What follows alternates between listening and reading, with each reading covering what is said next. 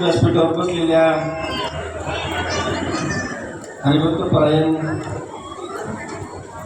कावेरी घुमरे पाटील आजच्या कार्यक्रमाची सत्कारमूर्ती यांनी प्रामाणिकपणे राज्य परिवहन खात्यामध्ये 35 वर्षी सेवा केली. मला बालवाडीपासून 10वी पर्यंत माझ्या शैक्षणिक जीवनाचा तिथं पाया काढला.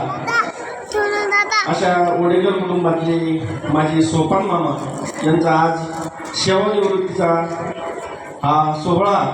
या सोहळ्याला मामाचा सगळा मित्रपरिवार, खात्यातील उपस्थित झालेले अधिकारी वर्ग, दोडी गावातले सगळे ग्रामस्थ, नातेवाईक, मित्रपरिवार, सगळे सोयरे, या सर्वांचं मी मामाच्या वतीनं सहर्ष स्वागत करतो. कावेरीताईंनी अतिशय उत्कृष्ट अभंग घेतला. जोडोनीय धन उत्तम व्यवहार. वडेकर कुटुंबातील माझे मामा, त्यांनी जोडलेलं धन, जोडलेला व्यवहार, इथं सगळे शांत चित्ताने ऐकत आहात, यापेक्षा दुसरं काही उदाहरण नाही. मामांची कंडक्टर म्हणून जी सेवा सुरू झाली ती 20 एप्रिल 1994 काल देखील मामांचा डेपोमध्ये चांगला कार्यक्रम झाला. माझं तिथं पण मनोगत झालं. मी तिथं पण म्हटलो, सोपान मामांनी नुसतं तिकीट फाडले नाही, जितके तिकीट फाडले त्याच्या पटी 4-5 पटींनी माणसं जोडले त्यांनी. हे त्यांच्या आयुष्याचं गमक आहे. मामांच्या बाबतीत सांगायचं झालं तर निवृत्ती जोरी म्हणून माझ्यावर भरपूर उपकार आहे. माझ्या जोरी कुटुंबावर, खांबिया गावातील जोरी कुटुंबावर भरपूर, आमच्या जवळपास हे 4थी पिढी आहे. आणि जसे 100 वर्षापासून संबंध चालू झाले तसे आज तागायत जे आहे संबंध तसे आहे तसेच आहे. याला कारण आहे मामाकडे प्रामाणिकपणा आहे. मामाची 10वी झाली 1994. 10वी पास झाल्यानंतर मामाची D.Edला वगैरे नंबर लागण्याची स्थिती असूनही गरिबीमुळे त्यांना काही D.Edला काही पोलीस होता आलं नाही, पुढं दुसरीकडं ITIला जाता आलं नाही. शेवटी मामाने हमाली चालू केली. त्यावेळेस 4 वर्षापूर्वी त्रिंबक मामाची पण 10वी झाली होती. दोघं पण 10वी पास झाले, परंतु या कुटुंबाच्या गरिबीमुळे त्यांना पुढं जाता आलं नाही. शेवटी दोघांनी हमाली जॉईन केली. इथं कांद्याच्या मार्केटवर दोघं हमालीला जायचे. मी काल पण सांगितलं, त्यावेळेस हमालीला सुद्धा शिफारस लागायची, वशिला लागायचा. व्यवहार चांगला असला, तुम्ही सांगितलं काही व्यवहार चांगला असला तर त्याला कुठं मरण नाही. तसं या मामांचा व्यवहार चांगला आहे असं किसन मामा, आमचे चुलत मामा होते, त्यांनी सांगितलं. आणि हा मामा, सोपान मामा तिथं जॉईन झाला. 84 ते 94 जवळपास 10 वर्ष हमाली केली. 10व्या वर्षी त्यांनी बकाल घेतलं, कल्याणला बकाल घेतलं. इथं कणपूरचे एक व्यक्ती होते, ते विकायला काढलं बकाल आणि मामांनी घेतलं ते. आणि तेवढ्यात कंडक्टरची जाहिरात आली. सांगायचा मुद्दा असा, मी 10वीला होतो, माझा अभ्यास जोमात चालू होता. माझी गुरुजन मंडळी पण इथं आहे बसलेली. शाळेला मी 12 होतो. जाहिरात आली, परंतु तिच्या गणित आणि बुद्धिमापन आणि जनरल नॉलेज असे 3 पार्ट होते. त्यावेळेचे परिवहन राज्यमंत्री होते, परिवहन मंत्री होते शिवाजीराव शेंडे. त्यांनी भरपूर मोठी जाहिरात काढली होती. मामाची 10 वर्ष हमालीत गेले आणि ती परीक्षा पास कसा होणार. मामाला मी सांगितलं, मामा तू काही काळजी करू नको म्हटलं, मी तुला शिकवील म्हटलं.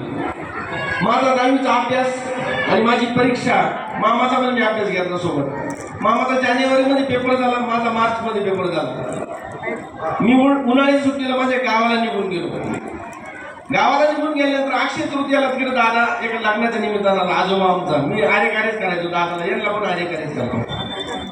दादा आल्यानंतर दादाने सांगितलं सोपान जॉईन झाला म्हणे चिन्नरला. सांगायला आनंद वाटेल. गरीबातल्या गरीब कुटुंबातलं मेहनतीचं फळ त्या दिवशी आम्हाला मिळालं, त्याचा आनंद झाला. मामा 20 एप्रिल 1994 कंडक्टर जॉईन झाला. गरिबीची परिस्थिती कशी पालवते हे उदाहरण तुम्ही सांगणार तुम्हाला. एका दगडात 3 पक्षी हा मी धडा लिहिला त्याच्यावर. एका दगडात 3 पक्षी.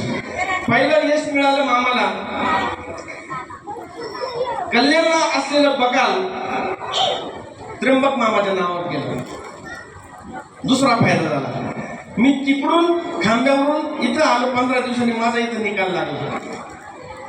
सांगायला अजून आनंद वाटतो, माझं त्या बोर्डावर नाव लागलं होतं. 79.85% मार्क म्हणून मी या दोडी गावात चौथा आलो. या गरीब कुटुंबाने मला भरपूर मोठं केलं, मामाने मला भरपूर दिलं.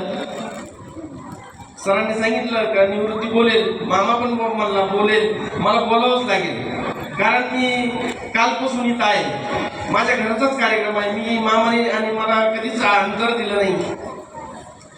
मामा इतके देत राहिले मला.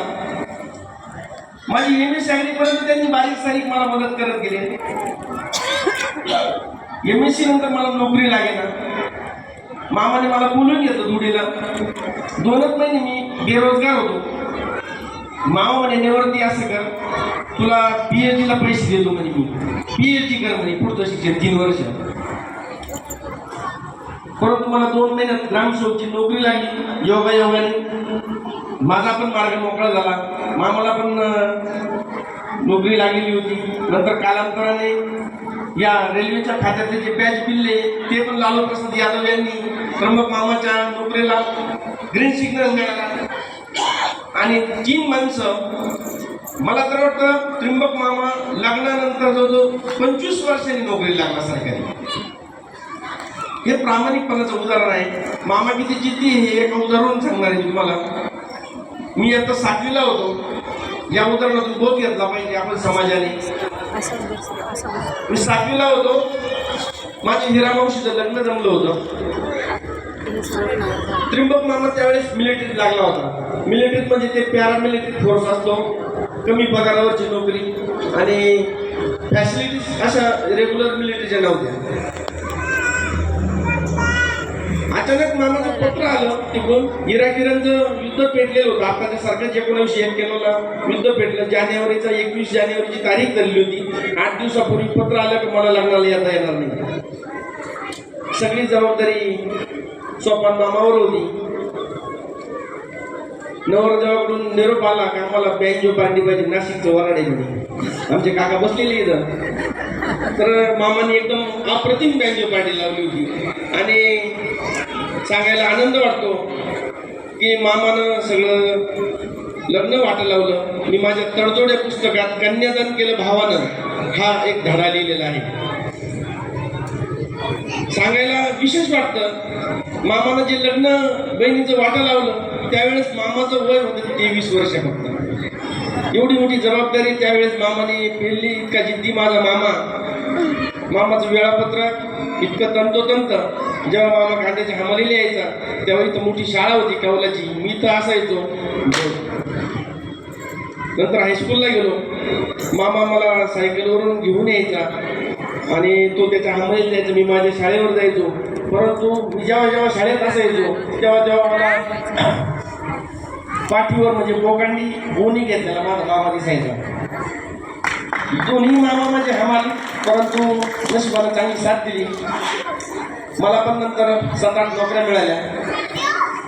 दोडीगावचं मी भरपूर ऋणी आहे. मला एक नोकरी लागत नाही सरकारी, मला ही आता 8वी नोकरी आहे. मी प्रत्येक नोकरीचा 2-2, 3-3 वर्ष आनंद घेतला, अनुभव घेतला आणि पुढं गेलो. ह्या दोडीगावचे, ह्या वडेकर कुटुंबाचे जे उपकार आहे हे मला कधीही न भेटणारे आहे. मग मी म्हटलं, मनात विचार केला ह्या कुटुंबाचे, या गावचे, या शाळेचे, या शिक्षकांचे, या इथल्या माझ्या मित्र परिवाराचे उपकार कसे फेडायचे. तर मी सगळे अनुभव लिहित गेलो. सगळे अनुभव एकत्र केले. मी ते फेसबुक, व्हॉट्सअपला लिहिलेले अनुभव टाकले. मित्र परिवाराचा उदंड प्रतिसाद मिळाला. मामाची परिस्थिती, मामाच्या गावची परिस्थिती, शाळा मोठी कशी झाली, मामाच्या कुटुंबातले माणसं मोठे कसे झाले, हे सगळं मी त्या तडजोड पुस्तकातून मांडलं. मी मराठवाड्यात छत्रपती संभाजीनगर आत्ताचा, अगोदरचा औरंगाबाद, अगदी नांदेडपासून तर संभाजीनगरपर्यंत पूर्ण मराठवाड्याचे माझे मित्र आहेत. सगळ्यांना दोडीगाव माहीत आहे, सगळ्यांना माझी सर्वमानी माहीत आहे, सगळ्यांना माझा सोपान मामा माहीत झाला. याच्यापेक्षा मोठी गोष्ट माझ्यासाठी नाही.